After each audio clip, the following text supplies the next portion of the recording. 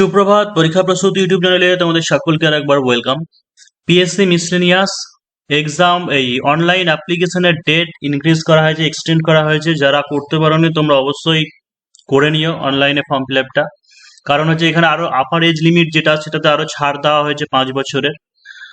তো এই ব্যাপারটা নিয়ে কথা বলবো যে পিএসসি মিসলেনিয়াস কবে প্রিলিমস হতে পারে, বা হচ্ছে মেন্স কতদিনের জন্য সময় পাবে, মেন্স প্রস্তুতির জন্য কত সময় পাবে, এই সমস্ত বিষয় নিয়ে, এবং সেই সঙ্গে হচ্ছে কোন কোন বিষয়গুলো বা স্ট্র্যাটেজি কি হবে, কিভাবে কি প্রিপারেশন করবে, সেই সমস্ত ব্যাপারে বলবো। তার আগে বলে দিই যে পরীক্ষা প্রস্তুতি যারা মিসলেনিয়াসের জন্য অ্যাডমিশন হতে চাইছো, প্রিলি প্লাস মেন কম্বাইন্ড মিসলেনিয়াসের জন্য যারা অ্যাডমিশন হতে চাইছো, তোমরা 7797427474 এই নম্বরে হোয়াটসঅ্যাপে কন্ট্যাক্ট করে নিতে পারো। এখন বর্তমানে পরীক্ষা প্রস্তুতি যেটা চলছে সেটা হচ্ছে মিসলেনিয়াস এবং হচ্ছে ডব্লিউপিএসআই, কেপিএসআই এবং এক্সাইজ এসআই, মিসলেনিয়াস এবং হচ্ছে এসআই, এই দুটো কোর্স চলছে। তো দেখে নাও যে প্রিলি এক্সাম ডেট, ঠিক আছে। এই যে ব্যাপারটা সেটা শুধুমাত্র আমি তোমাদেরকে একটা ক্যালকুলেশন করে বলছি যে এর আগের বারে যদি আমরা দেখি, প্রিভিয়াস ইয়ারগুলোতে যদি আমরা দেখি, তাহলে সাধারণত কি হয় যে অনলাইন অ্যাপ্লিকেশনের 8 থেকে 9 মাসের মাথায়, ঠিক আছে, 8 থেকে 9 মাসের মাথায়, 7-8 মাসের মাথায় কি হতো, প্রিলি এক্সাম হতো। কিন্তু এবার সরকার চেঞ্জ হয়েছে, যদি মনে করে সদিচ্ছা থাকে চেঞ্জ হয় তাড়াতাড়ি করে রিক্রুটমেন্ট করার, তাহলে সেই ক্ষেত্রে হয়তো এইরকম ঢিলেমি প্রসেস চলবে না।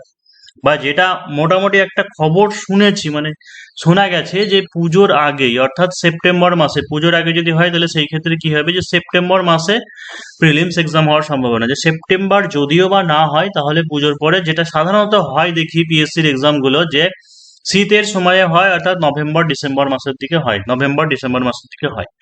তো দুটোই সম্ভাব্য বলছি। আগে যদি আমরা গতানুগতিক যেরকম হয়, অর্থাৎ যদি ধরে নিই যে তোমার নভেম্বর মাসেও যদি আমরা ধরে নিই, তাহলে সেই ক্ষেত্রে মে মাসটাকে বাদ দিলাম, June, July, August, September, October, অর্থাৎ হাতে মাত্র কত মাস সময় থাকছে, মাত্র 5 মাস সময় থাকছে, 5 মাস সময় থাকছে। এবার যদি বলি যে তার আগেই যদি হয়ে যায়, মানে সরকার যদি তাড়াতাড়ি রিক্রুটমেন্ট করার যদি সদিচ্ছা নিয়ে থাকে, সেই ক্ষেত্রে সেপ্টেম্বরে যেটা শোনা যাচ্ছে, সেপ্টেম্বর মাসে যদি হয় তাহলে সেই ক্ষেত্রে কি হবে, মে মে চলে গেলে জুন, জুলাই, আগস্ট, অর্থাৎ 3 মাস মতো হাতে সময় আছে। তো আমরা মোটামুটি গোয়ার একটা অ্যাভারেজ ধরে নিই যে হাতে তোমার 4 থেকে 5 মাস প্রিলিমসের জন্য সময় আছে।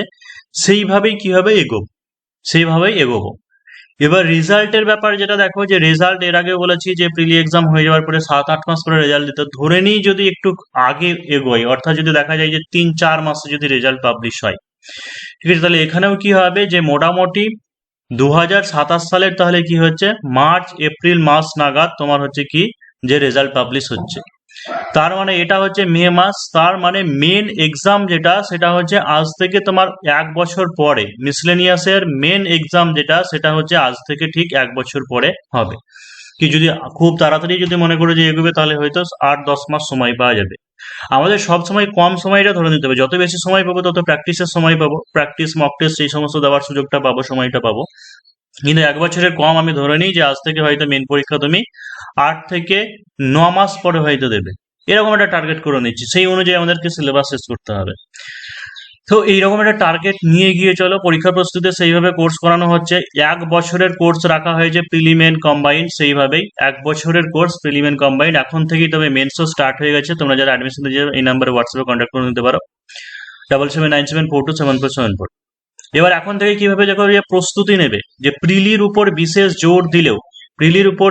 জোর দিলেও এখন থেকে প্রস্তুতি না নিলে, অর্থাৎ মেন্স এখন থেকে প্রস্তুতি না নিলে পরের সিলেবাস কমপ্লিট করা যাবে না। কারণ প্রিলি মেন্স হচ্ছে এখানে সম্পূর্ণ ভিন্ন সিলেবাস, ঠিক আছে, এখানে সম্পূর্ণ ভিন্ন সিলেবাস।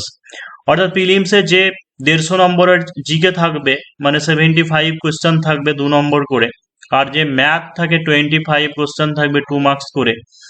এই যে জিকে আর এই ম্যাথ মেন্সের সঙ্গে কোনো মিল থাকবে না, কারণ মেন্সে সব ডেসক্রিপটিভ লেখা, জিকে ম্যাথামেটিক্স হয়েছে ডেসক্রিপটিভ ভাবে তোমাদেরকে করতে হবে।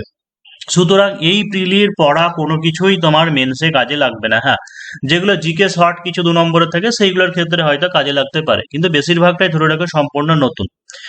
তার এবার আরো একটা যে ব্যাপারটা হচ্ছে, এর আগেবার তুলনামূলক কোশ্চেন আনাটা ইজি ছিল জিকে পার্টটা, সেই কারণের জন্য কি হয়েছিল যে জেনারেল ইউআর কে কাট অফ যেটা হয়েছিল 145.5। আমরা ধরে নিচ্ছি যে এর আগের বারের মতো অতটা সহজ হলো না, কিছুটা স্ট্যান্ডার্ড কোশ্চেন হলো।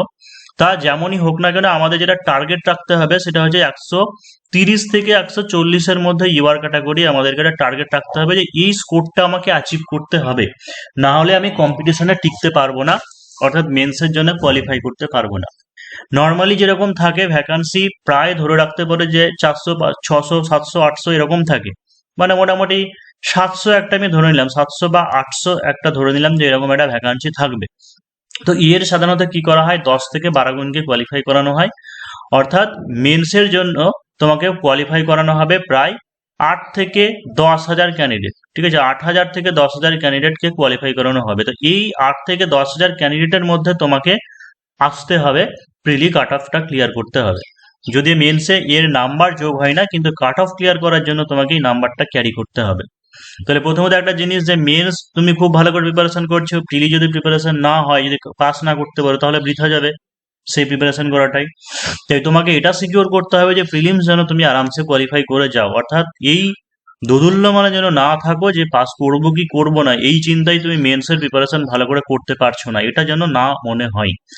সেই কারণের জন্য কোন কোন বিষয় করতে হবে, অর্থাৎ আচ্ছা তার আগে একটা জিনিস বলে দিই যে আর একটা জিনিস যে এখন কি কি বিষয় প্রস্তুতি নিতে হবে। বললাম যে প্রিলির জন্য জিকে ম্যাথ যেটা করছো সেটা তো করতে হবে, সেই সঙ্গে প্রতিদিন অন্তত পক্ষে 2টি করে টপিক লেখা অনুশীলন করতে হবে।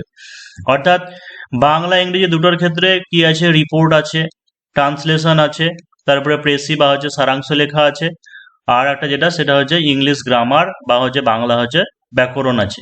তো এই যে 4খানা টপিক, ঠিক আছে, অর্থাৎ রিপোর্ট বাংলা বা ইংরেজির ক্ষেত্রে যেদিনকে একদিন হয়তো রিপোর্ট রাইটিং এবং হচ্ছে প্রেস রাইটিং এই একটা দুটো করলে, একদিন হয়তো ট্রান্সলেশন করলে, বা হয়তো একদিন গ্রামার করলে, এইরকম ভাবে প্রতিদিন অন্তত পক্ষে দুটো করে টপিক মানে কি, হয়তো রিপোর্টের একটা টপিক করলে, একটা ট্রান্সলেশন করলে, পরের দিন হয়তো একটা প্রেসি করলে, গ্রামার করলে, এইরকম করে বলছি যে প্রতিদিন এই লেখার অনুশীলনটা করতেই হবে। কারণ লিটারেচার এমন একটা জিনিস যেটা এত সহজে গেইন করা যায় না। যদি তোমার দুর্বলতা থাকে ছোট থেকে তাহলে সেই ক্ষেত্রে তুলতে অনেক কষ্ট হবে, কারণ এখানে একটা কল্পনা লাগে, একটা ইমাজিনেশন পাওয়ার লাগে, সবকিছু এটা তোমাকে স্ট্র্যাটেজি করতে হয়, প্ল্যানিং করতে হয়, কিভাবে কি লিখবে, কিভাবে এগিয়ে যাবে, অতটা ইজি না। একটা এমনি এমসিকিউ কোশ্চেন প্র্যাকটিস করা বা হচ্ছে একটা ম্যাথ শর্টকাটে করা আর এই ডেসক্রিপটিভ লেখা, এই দুটোর মধ্যে আকাশ পাতাল পার্থক্য আছে।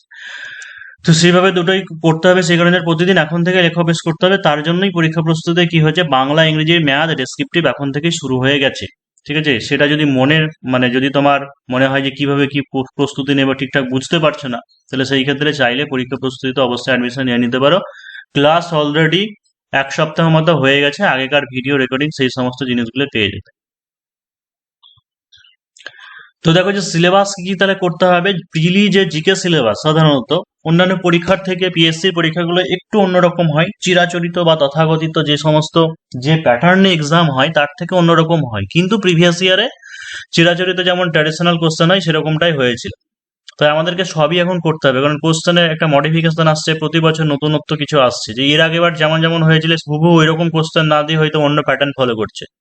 তো সে যাই হোক না কেন ভারতের ইতিহাস, ঠিক আছে, অর্থাৎ যে ইন্ডিয়ান হিস্ট্রি এবং যে কালচার মানে সংস্কৃতি এবং হচ্ছে ইন্ডিয়ান ফ্রিডম স্ট্রাগল, ঠিক আছে, এইটা থাকবেই সব জায়গাতে, মানে এইটুকুকে ভালো করে করতে হবে।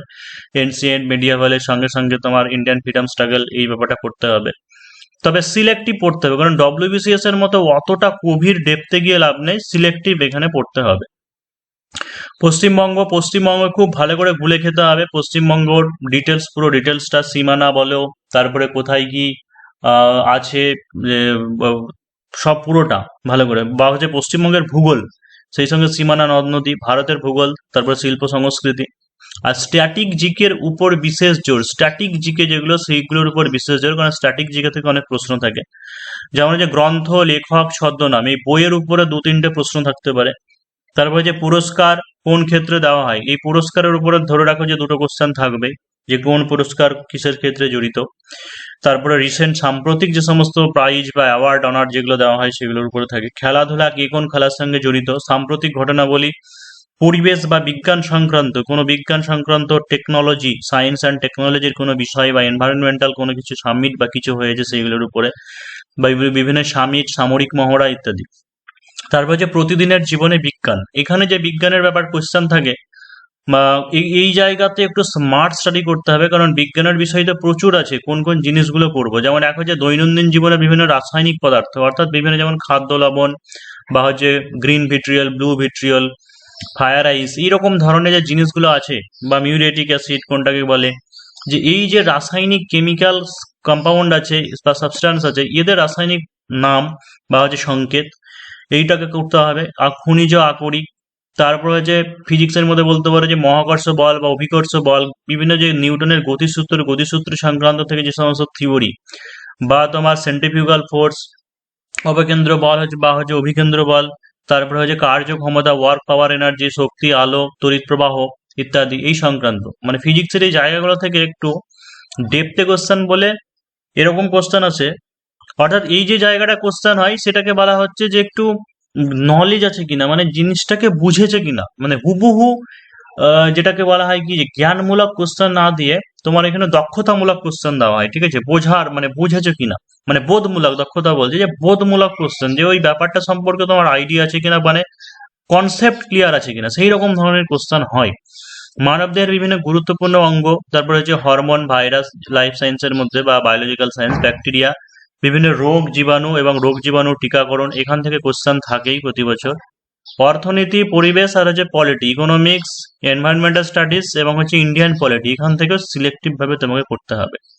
ম্যাথ যে 25 কোশ্চেন থাকবে, দেখো যে ম্যাথ অতটাও সোজা থাকে না। ম্যাথের হয়তো দেখা গেল যে তোমার 15-16টা ম্যাথ, ঠিক আছে, খুব সহজে করা যাবে, কিন্তু বাকি 8-9টা ম্যাথ অবশ্যই তোমাকে ভাবাবে, এরকম কিন্তু থাকেই। আর যদি তুমি টার্গেট যদি করতে চাও যে 140 এরকম একটা টার্গেট যদি করতে যাও, তাহলে সেই ক্ষেত্রে তোমাকে ম্যাথে অন্তত 21-22 খানা করতে হবে। 22টাও যদি করো তাহলে হচ্ছে 44, ঠিক আছে। এইদিকে 90 বা 95 যদি তুমি তুলতে চাও, 95-96, মানে বুঝতে পারছো যে 48 খানা প্রশ্ন তোমাকে করতে হবে। 48 দুগুণ হয়েছে 96, ঠিক আছে, এই হচ্ছে 140। তো এই যে জিকে জিকে তোমার 75 কোশ্চেনের মধ্যে 48টা করাও কিন্তু বেশ টাফ আছে, এটা জেনে রাখতে হবে। সেই জন্য যতটা সম্ভব ম্যাথে নাম্বার ক্যারি করতে হবে। তো তার জন্য তোমাকে সরলীকরণ, লসাগু গসাগু, নাম্বার সিস্টেম, এদিকে যে সময় কার্য, সময় দূরত্ব, চৌবাচ্চা নল, ট্রেনের অঙ্ক, অংশীদারি কারবার, অনুপাত সমানুপাত, মিশ্রণ, সরল সুদ, চক্রবৃদ্ধি সুদ, শতকরা, লাভ ক্ষতি, এর সাথে এগুলোতে কমন চ্যাপ্টার গেল সব এক্সামেই থাকে। ত্রিকোণমিতির সাধারণ সূত্র করে রাখতে হবে, কারণ ফুড সাপ্লাইয়ের পরীক্ষায় ত্রিকোণমিতি থেকে প্রশ্ন ছিল। হাইট অ্যান্ড ডিস্টেন্স হতে পারে, বা হচ্ছে যেগুলো মান বের করা, sine 30 degree, sine 45 degree, sine 60 degree, sine 90 degree, ওই সমস্ত মানগুলোর থেকে যে অঙ্কগুলো থাকে। পরিমিতির মধ্যে বৃত্ত, গোলক, শঙ্কু, চোঙ করতে হবে। রাশি বিজ্ঞানের কিছু মিন, মোড, মিডিয়াম যে সমস্ত কোশ্চেন আছে সেখান থেকেও পড়ার সম্ভাবনা থাকবে। এবং সেই ক্ষেত্রে কিছু ম্যাথ বললে পরেও এখানে রিজনিং এর কিছু কোশ্চেন 3-4টে মতো থাকবে, যেমন ক্লক ক্যালেন্ডার থেকে দিতে পারে, বা হচ্ছে কিছু পাজেল বা ক্রিটিক্যাল থিঙ্কিং যেগুলো সেইগুলো পড়বে। পিএসসির এইগুলো খুব ফেভারিট।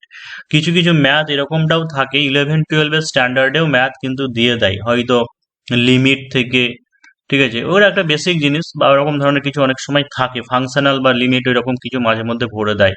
তো প্রিভিয়াস ইয়ারে সেই কোশ্চেনগুলো আমাদের ফলো করে সেইগুলোকে করতে হবে। তো যাই হোক, এগুলা মেন্সের যদি এর আগে ভিডিও দিয়েছিলাম, তাও আরেকবার আমি ভালো করে মেন্সের কি সিলেবাস না হবে সেগুলো বলে দেবো। তো অবশ্যই ভালো লাগলে চ্যানেলটা সাবস্ক্রাইব করে রাখো। আর যদি পরীক্ষা প্রস্তুতিতে যুক্ত হতে চাও তাহলে 7797427474 এই নাম্বারে হোয়াটসঅ্যাপে কন্ট্যাক্ট করে নাও।